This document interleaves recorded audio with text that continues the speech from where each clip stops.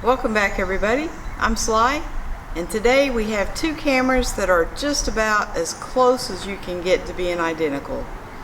I've got the Canon G7x Mark III and I've got the Sony ZV-1. Okay, so a friend of mine up in Canada, Louis Lazuka, asked me to compare these two cameras, and they're both phenomenal cameras. And I think either one of them would do you fine, Louis. They are about as similar as you can get and still be different, right? Same exact sensor. They both have a remote Bluetooth tripod. That is extra on both of them. I think it's like $100 add-on. And I want to give a huge shout out to John Vandervoort,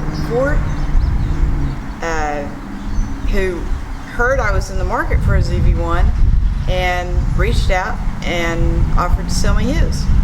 So that's how I got the ZV-1. The main difference between these two cameras is one is a flip up screen and one is a flip out screen.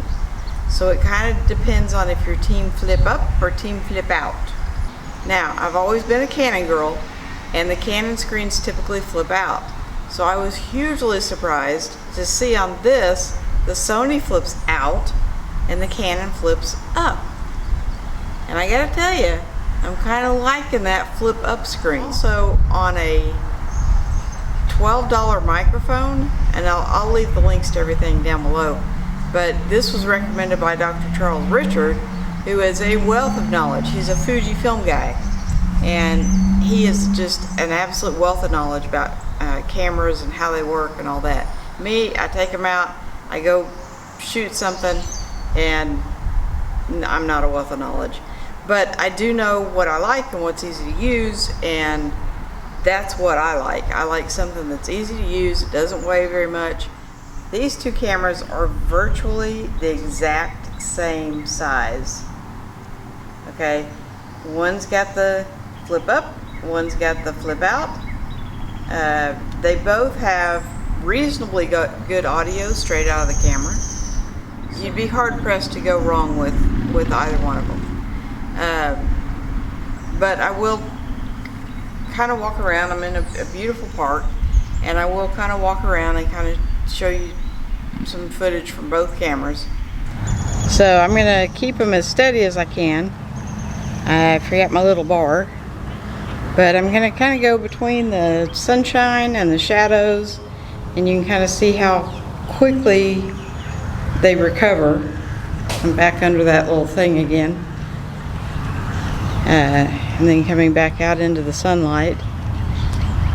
But I thought this would be a good test, kind of show you the image stabilization in both of them, and you guys make. I'll put on the screen which camera I'm showing you, whether it be the Canon or the Sony. I am trying to hold them steady, but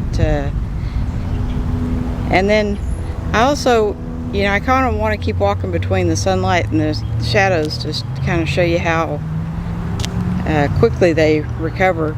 And then on the way back, I'll turn them around and show you the area that I'm walking through.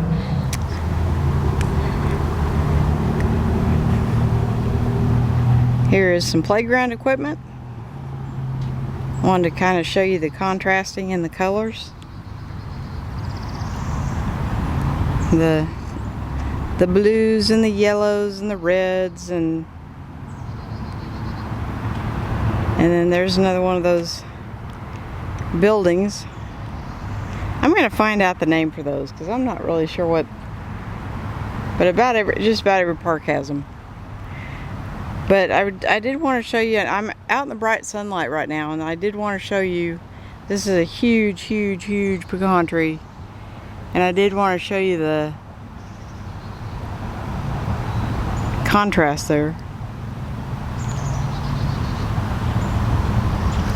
And then I'm going to walk back over the bridge, back into the shade.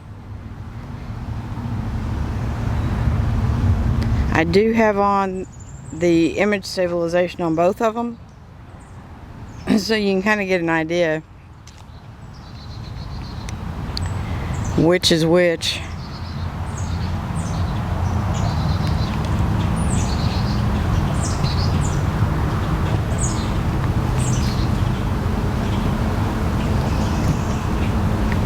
And remember now, I do have the wide angle lens on the Sony, the adapter, which it does a phenomenal job, and it is only $45, so that shouldn't sway you from one camera to the other, because it's really not a big deal. But haven't quite got the zoom buttons figured out yet. This one.